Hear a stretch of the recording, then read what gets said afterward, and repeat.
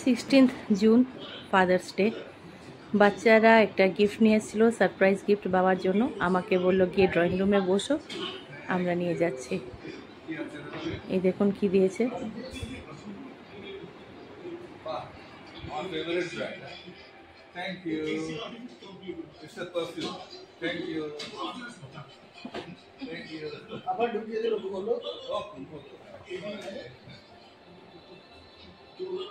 গিফটটা না দেখেই রেখে দিচ্ছিল থ্যাংক ইউ বলে।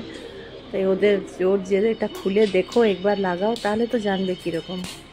ঠিকই তো, এত খুশিতে এনেছে যখন, তাকে তো একটু ওদের সামনে লাগাতেই হবে। ওদের পকেট মানি থেকে ওরা প্রায় এরকম করে থাকে। আমাদের মাদার্স ডে, ফাদার্স ডে বা স্পেশাল ওকেশন, বার্থডেগুলোতে ওরা নিজেদের দুই ভাইরা প্ল্যানিং করে কিছু ছোট ছোট গিফট এরকম নিয়ে আসে। গ্রিন কালারের ভালো লাগে। ভেঙে গেল নাকি উপরটা? গন্ধ আসবে ভিডিওতে। যেদিন এই টেকনোলজিটা এসে যাবে যে আমরা দূর থেকে ভার্চুয়ালি কোনো স্মেলও পাবো, যেরকম আপনারা ভিডিও দেখছেন আর ওখানে আপনি স্মেলটা পেয়ে যাবেন কিরকম গন্ধ, তখন চিন্তা করুন কত কি চেঞ্জ হয়ে যাবে ওয়ার্ল্ডে। এখন তো আমরা শুধু ভিডিও কলিং করতে পারি, দেখতে পারি সবকিছু, যেটা আগে আমরা ল্যান্ডলাইনে কথা বলার সময় কোনোদিন ভাবিনি সম্ভব বলে। কিন্তু এখন ভিডিও দেখে দেখে আমরা দূরের লোকের সঙ্গে কথা বলি, লাইভ সব কিছু লাইভ দেখতে থাকি। ওইরকম খুব শীঘ্রই মনে হয় আমার এটাও হয়ে যাবে যে আমরা গন্ধও পাবো।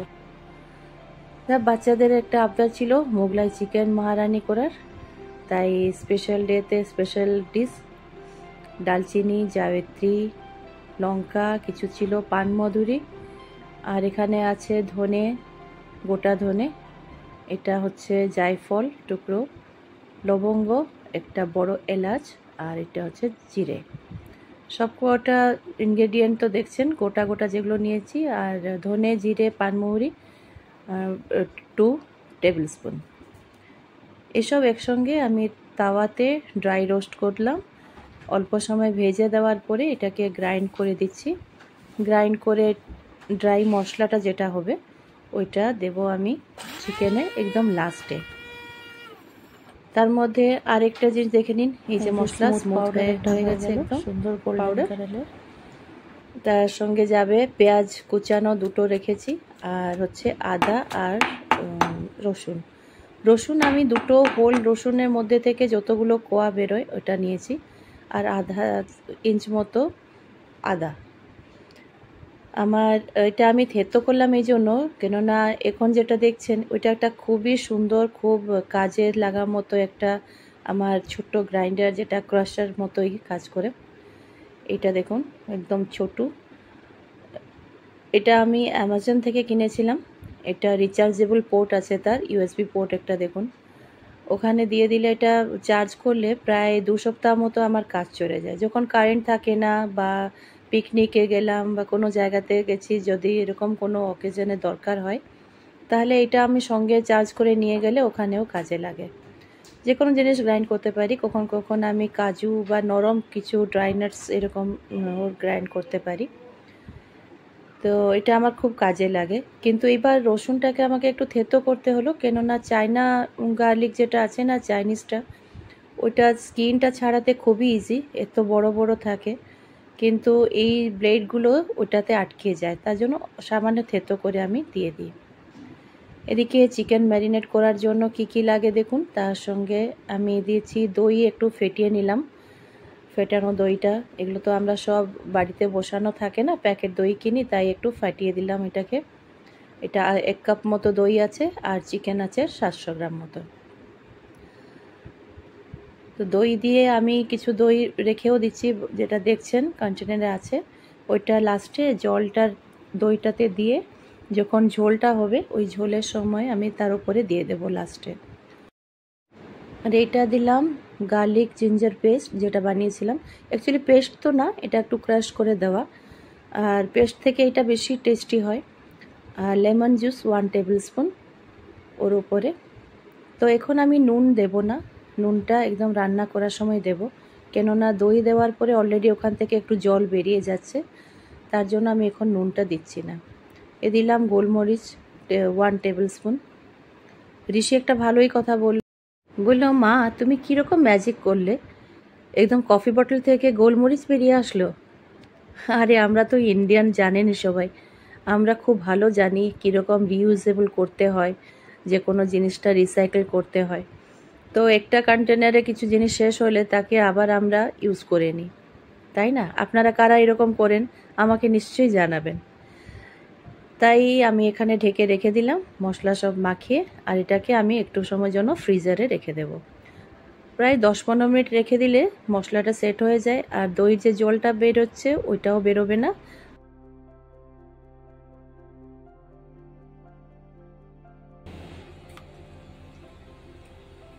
নেক্সট ইনগ্রেডিয়েন্ট আমার হচ্ছে কাজু আর এরকম কাঁচা লঙ্কা অল্প। কাজুটাকে আমি কাঁচা লঙ্কার সঙ্গে পেস্ট করে রেখে দিলাম। এদিকে দেখুন কি চলছে।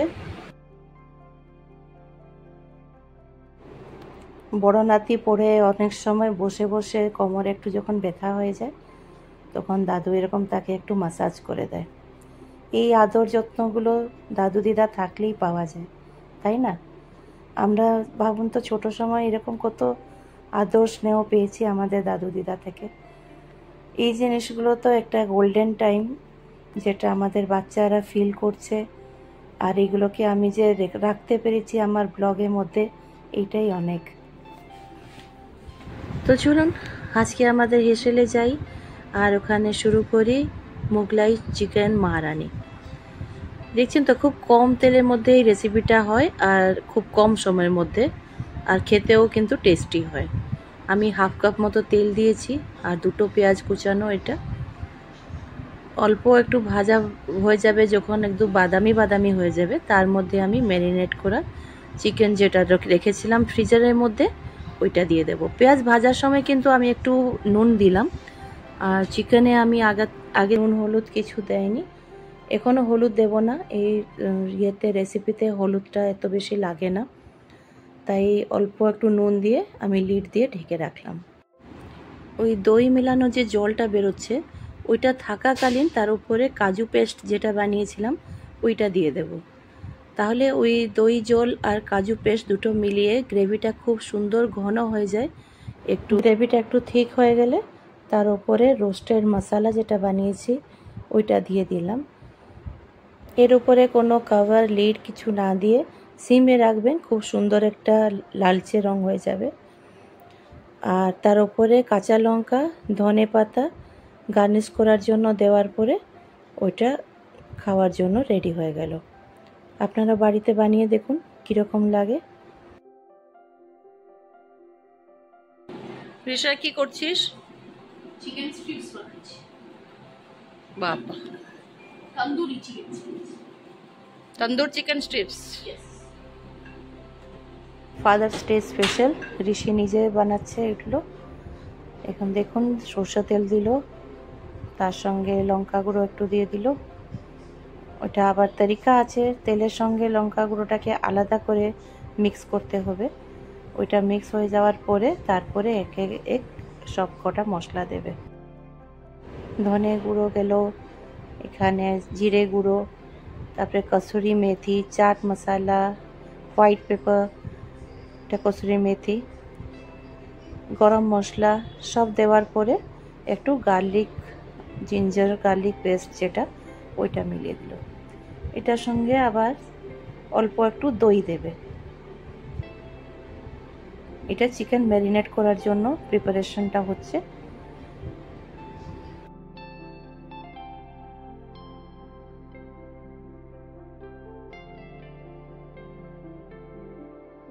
আমিও এগুলো ওদেরকে করতে দিই, জানো তো এগুলো করতে থাকলে একটু ফ্যামিলি বন্ডিংটা ভালো হয়। আর আজকাল যেগুলো মোবাইল ল্যাপটপের গেমের জন্য নেশা, ওইটা থেকেও একটু দূরে থাকা হয়, কিছু জিনিস শিখেও যেটা ভবিষ্যতে তাদেরই কাজে লাগবে। তাই একবার ওরা করতে চায় যখন, আমিও বারণ করি না। এখন স্কুলও ছুটি আছে, নিজেদের খাবার বানানো শেখাটা ছেলে হোক মেয়ে হোক খুবই জরুরি। যখন হোস্টেলে থাকবে, কোথায় চাকরি করবে বাইরে, তখন গিয়ে এগুলো কাজে লাগে।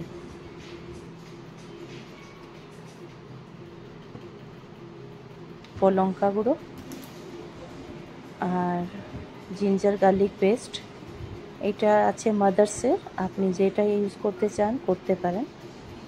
তার সঙ্গে একটু লাইম জুস, 1 টিস্পুন মতো লেবু রসটা, আর থাকবে তার সঙ্গে নুন পরিমাণের মতো।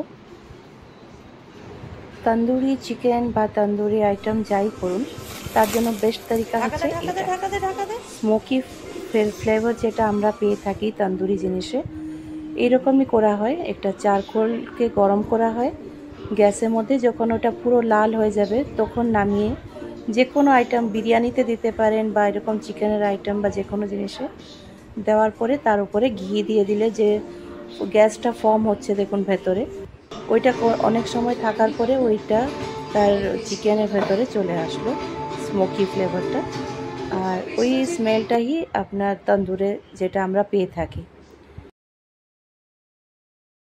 হোয়াইট পাউডার যেটা দেখছেন ওইটা আছে ব্রেড ক্রামস আর কর্নফ্লাওয়ারের, সাইডে আছে আইস ওয়াটার।